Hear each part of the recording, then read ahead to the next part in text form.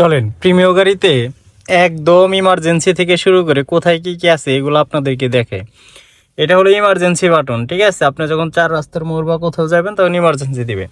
এরপর হলো এলইডি, আমাদের মনিটরটা, তার নিচে এসির ফাংশন, তার নিচে এই যে একটা বক্স, এইখানে আপনি চাইলে অনেক কিছুই রাখতে পারবেন।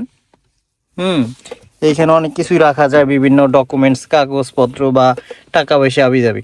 এর নিচে যেটা থাকে এটাও আর একটা বক্স, এখানেও চাইলে অনেক কিছু রাখতে পারেন।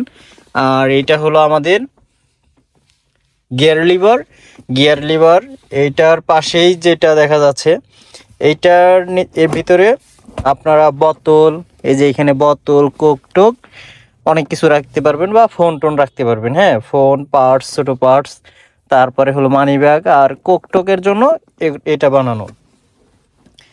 আর এই যেটা দেখতে পাচ্ছেন এটার জন্য এইখানে হালকা একটু পিছনের দিক ধাক্কা দিবেন, ধাক্কা দেওয়ার পরে দেখবেন এইখানে একদম নিচে একটা লক আছে, ঠিক আছে। এই যে আমার হাতের এদিকে একটা লক আছে, এই লকটা পুশ করবেন। এই যে লকটা আমি আপনাদেরকে দেখাই, এই লকটাকে পুশ করবেন। পুশ করার পর এই বক্সটা ওপেন হবে।